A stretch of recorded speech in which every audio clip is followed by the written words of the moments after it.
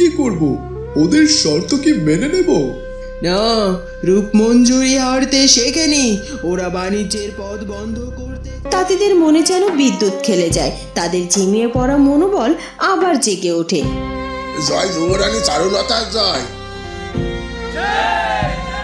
বাবা, আমি মীরা, ছাড়ো না, হাতটা ছাড়ো। যোগুবাবু হতাশ হয়ে হাত ছেড়ে দেয়। আমি কি পাপ করছি তার জন্য মনে মনে কষ্ট পেয়ে এই খবর কেউ পেলে আমাকেও কি কারাগারে পাঠানো হবে? বোকা মেয়ে কোথাকার! এত দেরি করলে যে দরজা খুলতে? যোগু কাকার শরীর কি ঠিক আছে? তার জন্য রাজবৈদ্য ওষুধ পাঠিয়েছে। কাকা কেমন আছেন? গভীর রাতে যোগু মোড়লের ঘরে টিমটিম করে প্রদীপ জ্বলছে। যোগুবাবু ওষুধের ঘরে গভীর ঘুমে আচ্ছন্ন। মীরা কাঁপা কাঁপা হাতে চাবিটা তালাতে ঢোকায়। তাড়াতাড়ি কর, তোর বাবা দেখে ফেলার আগে কাজটা সারতে হবে। তালাটা বড্ড শক্ত, খুলছেই না। এর পরপরই চাবিটা মোচড় দিতে একটা শব্দ হয় আর তালা খুলে যায়। সিন্দুকের ডালা খুলতেই ভেতরে পুরনো কাপড়ের গন্ধ বেরিয়ে আসে। জয়া লোভী দৃষ্টিতে হাত বাড়ায়। একদম ওপরেই রাখা আছে একটি লাল বেনারসি আর কিছু ছোট জামা কাপড়। জয়া সেগুলো টান দিতে সিন্দুকের নিচ থেকে একটা পুরনো দলিল বা কাগজ বেরিয়ে আছে। আরে এটা কি কোনো জমির দলিল নাকি? আর এই দামি বেনারসিটি কার? এসব শাড়ি কাপড় চোপড় কোথা থেকে এলো? সেদিন তো একেবারে ফাঁকা দেখলাম সিন্দুকটি, আর আজ এসব দেখতে পাচ্ছি কেন? তোর বাবার কি কোনো ভীমরতির রোগ হয়েছে নাকি রে মীরা? মন চাইছে সিন্দুক ফাঁকা করছে, আবার মন চাইছে সিন্দুকটি ভর্তি করে কাপড় চোপড় জমির দলিলে রেখে দিচ্ছে কেন লোকটা? ওসব পরে দেখা যাবে, আগে কাপড়গুলো নাও। এই লাল বেনারসিটা অনেক দাম হবে মা। ঠিক সেই মুহূর্তেই দরজায় কড়া নাড়ার শব্দ। জয়া আর মীরা চমকে যায়। যোগু কাকা, আরে ও যোগু কাকা, দরজা খোলো। আমি সোমনাথ বৌদ্ধ গো, রাজপ্রাসাদ থেকে এসেছি। শুনলাম এ গায়ে নতুন মোড়ল যোগু বাবু অসুস্থ, তাই ওষুধ নিয়ে এসেছি গো। সর্বনাশ! রাজপ্রাসাদের লোক এত রাতে! নিশ্চয় বাবা তাকে ডেকে পাঠিয়েছে। এই ভূতের ডাকাডাকিতে বাবারটা ঘুম ভেঙে যাবে আর আমরাও ধরা পড়ে যাব। এখন কি হবে মা? না না, আমরা ধরা পড়বো না। তাড়াতাড়ি সিন্দুক বন্ধ কর, জলদি। এরপর তারা তড়িঘড়ি করে কাপড়গুলো ভেতরে ঠেসে ঠুসে সিন্দুক বন্ধ করে দেয়। কিন্তু তাড়াহুড়ায় শাড়ির এক কন্যা বাইরে, তারা সেটা খেয়ালই করে না। এত দেরি করলে যে দরজা খুলতে? যোগু কাকার শরীর কি ঠিক আছে? তার জন্য রাজবৈদ্য ওষুধ পাঠিয়েছে। কাকা কেমন আছেন? আছে, ভালোই আছে। আপনি ওষুধ দিন, আমি খাইয়ে দেব। আর আপনি এখন আসুন। বাবা, আমার বাবা এখন মোড়ল হয়েছে বলে তার জন্য রাজপ্রাসাদ থেকে ওষুধ আসছে। ভালোই কদর বেড়েছে দেখছি বাবার। তাহলে আমাদের জন্য একটু আতিথেয়তার ব্যবস্থা করে না কেন এরা? চুপ কর তুই। ভালোই লোকটাকে বিদায় হোক। বাড়তি কথা বলে সময় নষ্ট করিস না। ওদিকে সিন্দুকটা খুলে এসেছিস, মনে আছে সেটা? সোমনাথ ঘরের ভেতরে উকি দেয়। তার নজর পড়ে সিন্দুকের দিকে। অন্ধকারে ঝুলে থাকা লাল কাপড়টা যেন রক্তের মতো জল করছে। সোমনাথ কিছু একটা সন্দেহ করে, কিন্তু মুখে কিছু বলে না। সে ওষুধ দিতে চলে যায়। জয়া বুক ভরে শ্বাস নেয়, কিন্তু মীরার হাত পা তখন কাঁপছে। রাত আরো গভীর হয়েছে। ওদিকে চারুলতা একা ছাদে দাঁড়িয়ে আকাশের দিকে তাকিয়ে আছে। তখন রাজপুত্র অরুণ তার পাশে এসে দাঁড়ায়। চারু, তুমি আজ যা করলে তা ইতিহাসের পাতায় লেখা থাকবে। তুমি প্রজাদের মন জয় করেছো। মন জয় করেছি রাজপুত্র, কিন্তু যুদ্ধ তো এখনো জয় হয়নি। আমি রূপমঞ্জুরির পাঠানো গুপ্তচর এই রাজ্য থেকে পালিয়েছে ভয়ে। তার মানে সে কি রূপমঞ্জুরিকে সব খবর দেবে? রানী এখন নিশ্চয় নতুন কোনো চাল চালবেন। তিনি আমাদের মুখোমুখি কেন হচ্ছেন না? তিনি তো আমার মুখোমুখি হয়ে সবটা আলোচনা করতে পারতেন। তার মানে কি পরিকল্পনা চলছে? তিনি আর কি কি করতে পারেন বলে তোমার মনে হয়? তিনি ব্যবসায়ী, তিনি জানেন একটা পণ্য তৈরি করতে কি কি লাগে। আমাদের তাঁতিদের সুতো রং করার জন্য যে নীল বিশেষ মশলা লাগে তা আসে রত্নগরের সীমান্ত দিয়ে। আমার আশঙ্কা তিনি এবার সেই পথ আটকাবেন, কাঁচামাল আসা বন্ধ করে দেবেন। রাজপুত্র অরুণ চিন্তিত হয়ে পড়ে এক মুহূর্তেই। তাহলে তো আমাদের তাঁত বাণিজ্য বন্ধ হয়ে যাবে। রং ছাড়া তো কাপড় হবে না। ঠিক তাই। আমি বাবার কাছে শিখেছি, এক রাস্তা বন্ধ হলে 10 রাস্তা খুলতে হয়। আমাদের বিকল্প পথ খুঁজতে হবে রাজপুত্র। আমাদের রাজ্যের ভেতরে কি এমন কোনো গাছগাছরা নেই যা দিয়ে রং তৈরি করা যায়? কাল সকালে আমি রাজবৈদ্য আর প্রবীণ কৃষকদের সাথে কথা বলবো। আমরা পরনির্ভর থাকবো না। রানী যদি রাস্তা বন্ধ করেন, আমরা নতুন রাস্তা তৈরি করব। বাহ চারুলতা বাহ, আমি তোমাকে যত দেখছি তত অবাক হচ্ছি। তুমি রাজকন্যা হলেও ছোট থেকে রাজপ্রাসাদে বড় হওনি, তবে রাজশিক্ষা পেয়েছো তুমি। তোমার এত গুণ দেখে আমি বারবার মুগ্ধ হচ্ছি। এগিয়ে যাও তুমি চারুলতা, আমি সবসময় তোমার পাশে আছি। চারুলতার চোখে এক অদম্য সাহসের দ্যুতি। সে জানে সামনের দিনগুলো আরো কঠিন হবে, কিন্তু সে প্রস্তুত। রাত কেটে ভোর হয়েছে। রাজপ্রাসাদের বিশাল বাগানের এক নির্জন কোণে বসে আছে জেসমিন। তার কোলে কিছু ঝরা ফুল। সে আনমনে ফুলগুলো ছিঁড়ছে।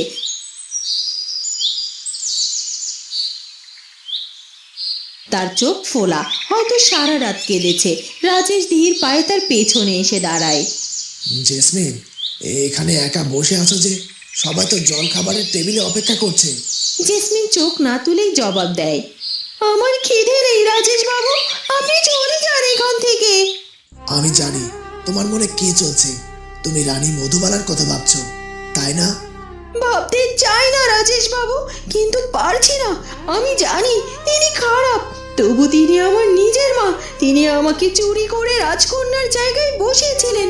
তিনি চারুদিদির সাথে অন্যায় করেছেন, কিন্তু গত 20 বছর তো আমি তাকে পিসি বলেই জেনেছি। তিনি আমাকে খাইয়েছেন, পড়িয়েছেন, রাজকন্যার মতো বড় করেছেন। আর আজ যখন শুনলাম তিনি কারাগারে খড়ের বিছানায় শুয়ে আছেন, আমার বুকের ভেতরটা কেমন যেন মোচড় দিয়ে উঠেছে।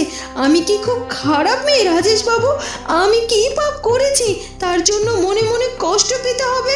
আমি কি পাপ করছি তার জন্য মনে মনে কষ্ট পেয়ে এই খবর কেউ পেলে আমাকেও কি কারাগারে পাঠানো হবে? বোকা মেয়ে কোথাকার। না জেসমিন, তুমি খারাপ নও। এটা প্রমাণ করো যে তোমার মনটা কত বড়। তিনি তোমাকে স্বার্থের জন্য ব্যবহার করলেও তোমার ভালোবাসাটা মিথ্যা ছিল না। তুমি তাকে পিসি হিসেবেই ভক্তি করেছো। সেই ভক্তিকে এক মুহূর্তে মুছে ফেলা যায়? কিন্তু চারু তার আসল মা রানী হেমলতা যদি জানতে পারেন আমি এখনো ওই ডাইনির জন্য কাঁদছি, তারা কি আমাকে ভুল বুঝবে না? তারা কি ভাববে না যে আমি অকৃতজ্ঞ? চারুলতা বা রানী হেমলতা কেউ তোমাকে ভুল বুঝবেন না। তাদের মন আকাশের মতো বড়। দেখো জেসমিন, রক্ত থাকলেই মা হওয়া যায় না, আবার রক্ত না থাকলেও মায়া কাটানো যায় না। তোমার এই কান্না তোমার এই দুর্বলতা নয়, তোমার মানবিকতা। তবে একটা কথা মনে রেখো, অন্যায়ের সমর্থন করা আর অপরাধীর প্রতি করুণা করা দুটো এক নয়। তুমি তার শাস্তির বিরোধিতা করছো না, তুমি শুধু মায়ের স্মৃতিগুলোর জন্য কাঁদছো।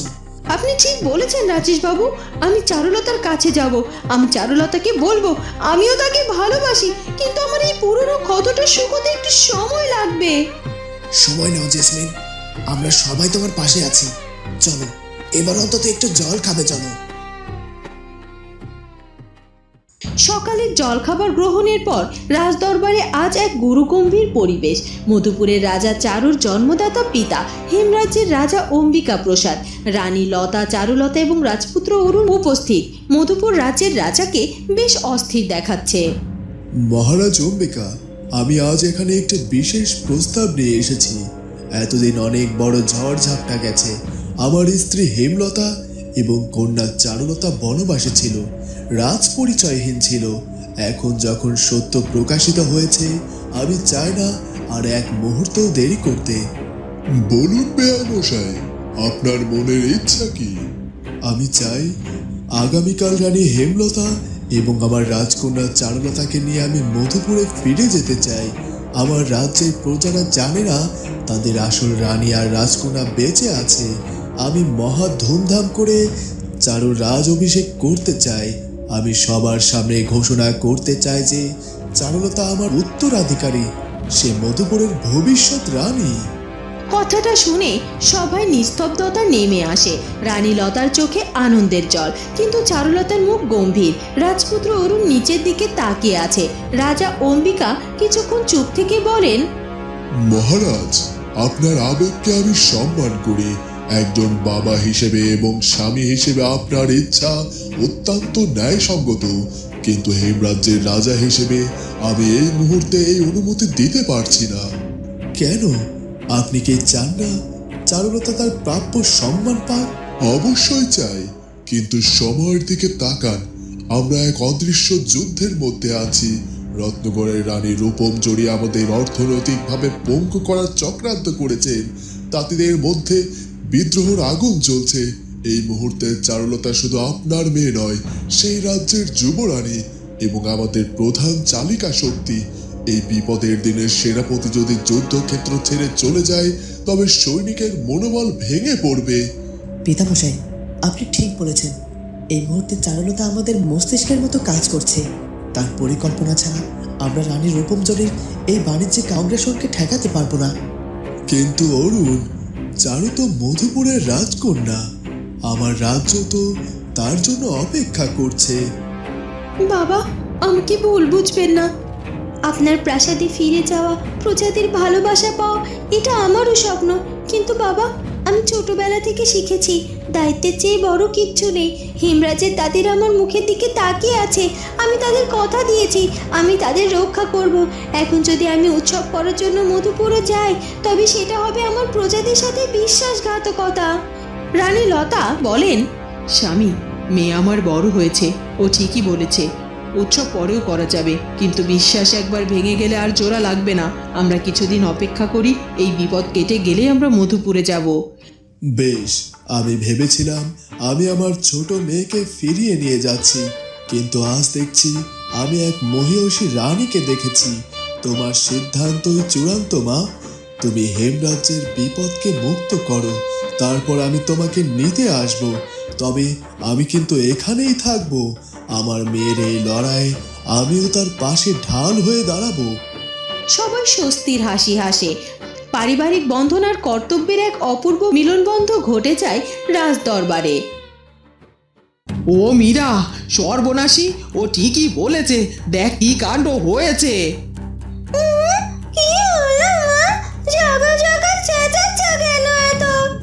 চুপ, তোর বাপ জেগে যাবে। ওই যে দেখ সিন্ধুকের দিকে। কাল রাতে যে তাড়াহুড়ো করে বন্ধ করলি, শাড়ির আঁচল যে ঝুলে আছে, ভাগ্যিস সোমনাথ বৌদ্ধ অন্ধকারে এটা খেয়াল করেনি, নইলে কাল রাতে আমাদের হাতে হাত করা পড়তো। জিজ্ঞাসাবাদ করা হতো আমাদের, এত দামি শাড়ি আমাদের ঘরে কি করছে।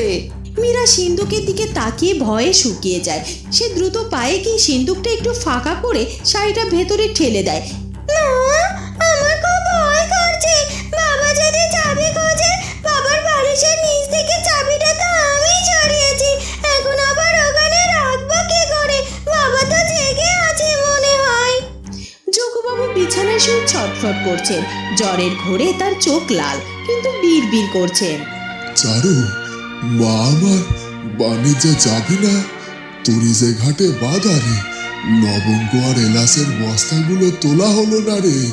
ওরে, তোর বাবা এখন ঘরের মধ্যে আছে। ও এখন নিজেকে সেই পুরনো দিনের বণিক ভাবছে, আর চারুলতা ওকে যেভাবে সাহায্য করছে, এটা ওটা এগিয়ে দিয়ে সেগুলো আওড়াচ্ছে। এই ফাঁকে চাবিটা বালিশের নিচে রেখে দে। আর শোন, আজই বিকেলের মধ্যেই কাপড়গুলো সরাতে হবে। কোনো মহাজনকে খুঁজে বের কর। এই আপদ ঘরে থাকলে বিপদ। যত তাড়াতাড়ি সম্ভব, যত দ্রুত এগুলো বেচে আমাদেরকে টাকা পয়সা হাতাতে হবে। কিন্তু মা, বাবা যদি সুস্থ হয়ে সিন্দুক খোলে, তখন দেখা যাবে। বলবো চোর এসেছিল। তুই এখন চাবিটা রাখ, আমার হাত পা কাঁপছে।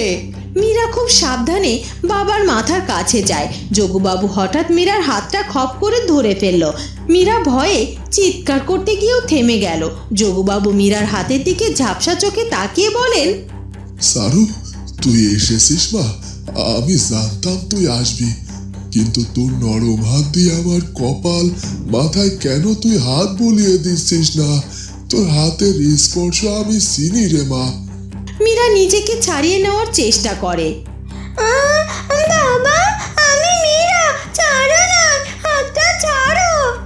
যোগুবাবু হতাশ হয়ে হাত ছেড়ে দেয়। ও মীরা, সারু এলো না? আচ্ছা, ও তো এখন অনেক বড় মানুষ হয়ে গেছে। সময় কোথায় এই বুড়ো বাবার জন্য? মীরা দ্রুত চাবিটা বালিশের নিচে গুজে দিয়ে সরে যায়। তার মানে বাবার জন্য বিন্দুমাত্র মায়া নেই তার, আছে শুধু ধরা পড়ার ভয় আর টাকার লোভ। বন্ধুরা, আজকের পর্বটি কেমন লাগলো? যদি ভালো লাগে তাহলে অবশ্যই আমাদের চ্যানেলটিকে সাবস্ক্রাইব করে দিও। দেখা হবে নতুন পর্বে। ধন্যবাদ। মাথায় তার নীল ফিতা কিং, চোখে ভরা আলো, ভালুক খরগোশ পাখিরা সব ডাকে বন্ধু চলো। চারুলতা চারুলতা গল্প বলে সারাদিন, ভালোবাসা মজার হাসি এই তার রুটিন চল।